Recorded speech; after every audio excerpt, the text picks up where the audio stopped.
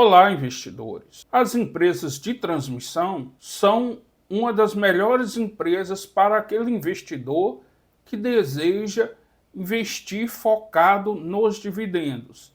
E nesse vídeo hoje, a gente vai analisar o resultado da Taesa e vai demonstrar por que ela é um dos destaques no Brasil no quesito distribuição de dividendos. Após a vinheta, a gente inicia.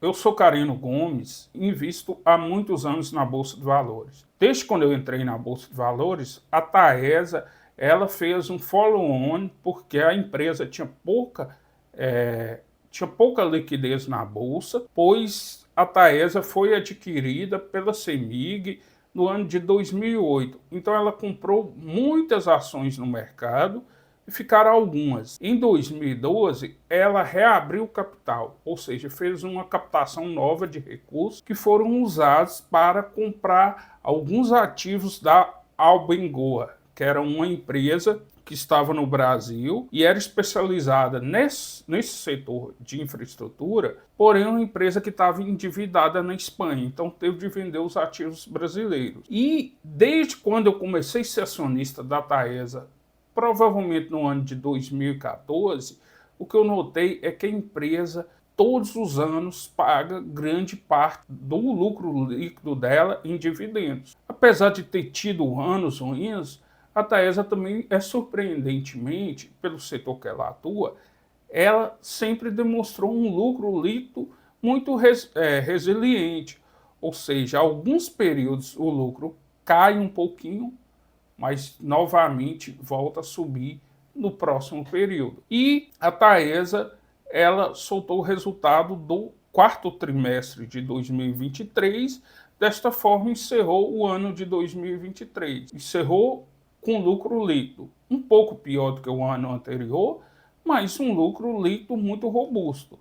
Então vamos já para a análise aqui. A Taesa, ela apresentou aqui no lucro líquido consolidado anual, houve um aumento de 9%, chegando a 2,4 bilhões de reais. Já a análise trimestral, o aumento foi de 6,1%, chegando a 592 bilhões. A dívida líquida dela, houve um aumento de 19%, tanto aqui a nível do quarto trimestre, quanto também em relação aqui ao ano de 2022. Já na análise aqui da receita e lucro líquido regulatório, o que a gente percebe é que o aumento foi de 15% a nível, analisando o ano inteiro, saindo de 2,8 bilhões de reais para 3,3 bilhões de reais. A receita no trimestre houve um aumento de 7,4%, saindo de 762 milhões para 819 milhões. Analisando anualmente, o lucro líquido houve uma pequena redução de 5,6%, saindo de 1,4 para 1,3 bilhões de reais. Mas aqui no trimestre é surpreendente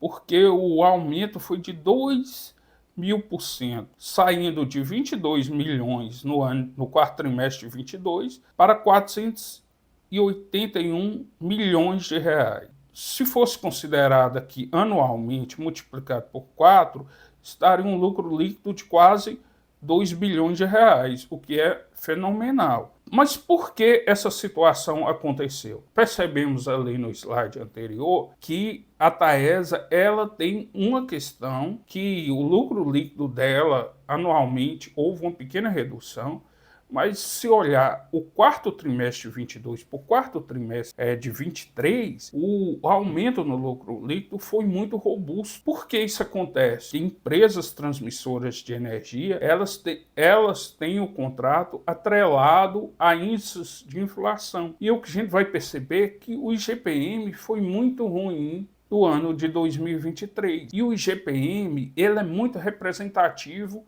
na Taesa. Então, ela, em vez de ter um aumento nas suas receitas, ela teve uma redução. E isso, obviamente, reflete no lucro líquido. O IGPM aqui, no ciclo 21-22, foi 37%. No ciclo 22-23, foi 10,7%. No ciclo 2023 2024, foi uma redução de 4,5%. Então, a receita da empresa teve uma queda considerável, saindo de 2,3 bilhões de reais para 2,2. Agora, no IPCA, houve aumentos aqui no ano de 2021-22, houve um aumento também no ciclo 22-23 e no ciclo 2023-24 houve um pequeno aumento, muito pequeno, mas mesmo assim foi um aumento positivo. Então, aqui no subtotal da receita da empresa, o que observamos é que houve um aumento considerável aqui. Se a gente analisar aqui todos os ativos da Taesa, houve um aumento muito considerável no ciclo 22-23 e houve uma redução no ciclo 23-24. Como a empresa coloca claramente, a maior parte das receitas dela advém aqui dos ativos de categoria 2, que são os ajustados pelo IGPM. E houve uma deflação. Já nesse ciclo 23-24, parece que a categoria 3 assumiu uma melhora, que é das receitas da empresa, representando 41,5%. A categoria 3 já é ligada ao IPCA. A Taesa, ela tem muitos ativos que vão vencer no ano de 2030, 35. Alguns ativos delas são muito antigos, então eles são reajustados pelo IGPM. O IGPM é medido pela Fundação Getúlio Vargas, é um índice muito representativo de gasto da indústria e das empresas, porque ali está embutido no IGPM os gastos mais ligados ao dólar e ligados a commodity. E por isso tem uma variação imensa. Já o IPCA é um índice calculado pelo IBGE, que considera a renda das famílias de 0 a 40 salários mínimos, ou seja, a inflação do consumidor final. A variação é muito menor.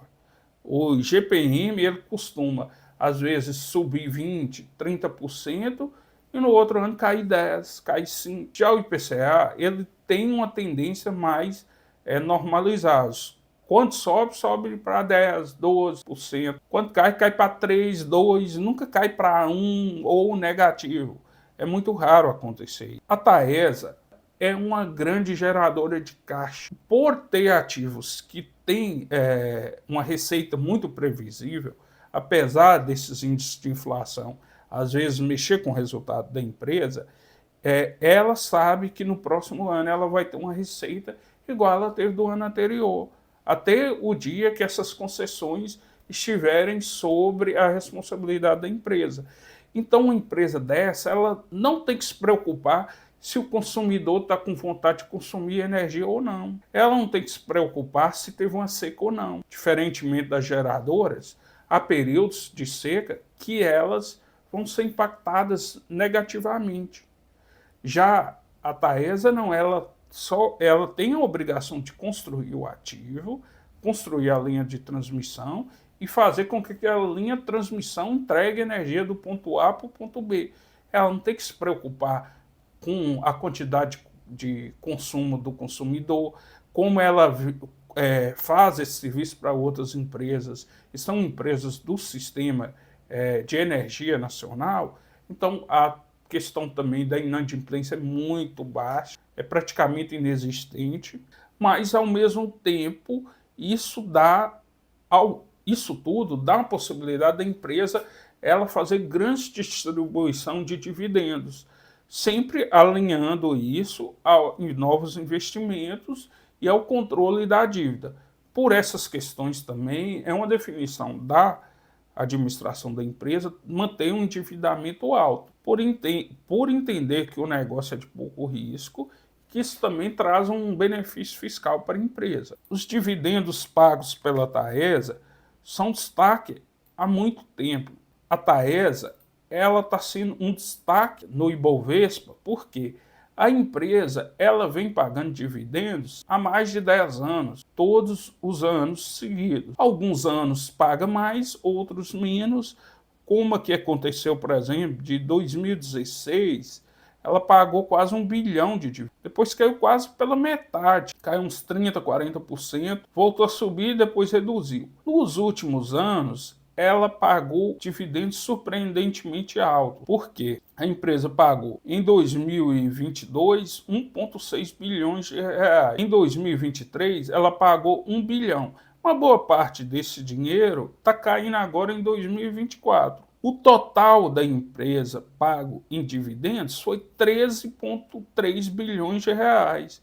Se isso aqui dá 48,66, R$ 48,66 só de dividendos pagos. É muito mais do que o preço da ação atualmente. Aqui ela paga quase 100% do lucro líquido. O payout aqui dela sempre acima de 80%. Só num ano só, que em 2020, que foi um pouquinho abaixo. No início desse ano, referente ao resultado do quarto trimestre, a empresa já propôs pagar cerca de 301 milhões de reais. Isso é mais dividendos para o acionista, que poderá usar o recurso recebido da Taesa para reinvestir nela ou reinvestir em outra empresa. Como foi observado aqui, a empresa ela teve um retorno muito excelente em dividendos. Já a cotação dela não sobe tanto, mas se o dividendo for reinvestido na empresa, vai dar um retorno total. A Taesa abriu o capital novamente, fez o follow-on, começou a ser negociada por volta de R$20 e hoje a cotação dela está em R$37. Não é muito, mas se você considerar o reinvestimento em dividendos, é como se o investidor tivesse iniciado a compra da Taesa em R$ 5,85, agora R$ 35,40.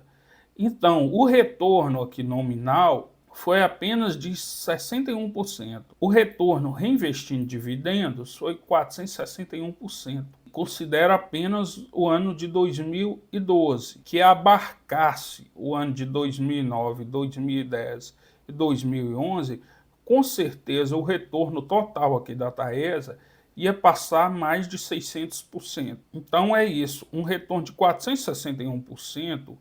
Então, o retorno em 10, 11 anos, analisando ali que o início foi 30 de maio, ou seja, vai completar 12 anos apenas daqui a alguns meses, um retorno acima de 400% em 12 anos é um retorno muito bom, é um retorno excelente para uma empresa que tem menos riscos do que outras empresas, como no varejo, construção civil. É uma empresa que ela tem uma grande vantagem sobre as demais, que é ter uma receita recorrente garantida a reposição pela inflação. Qual é a desvantagem? É uma empresa que cresce um pouco mais lentamente, diferentemente de outras empresas que estão em setores que não são regulados pelo Estado. Mas, para quem está focado em dividendos, a Taesa, a Alupar e a Transmissão Paulista, com certeza tem que ser verificado para o investidor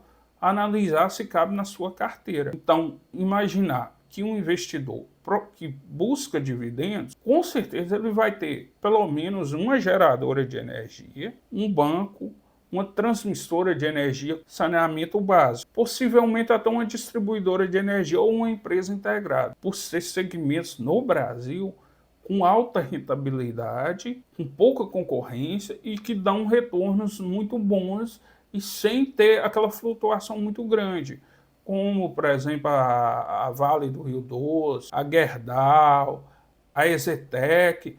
São empresas que são fenomenais, mas, no entanto, pelo segmento econômico, elas têm um retorno que anos são muito bons, outros anos são muito ruins. Então, até o próximo vídeo.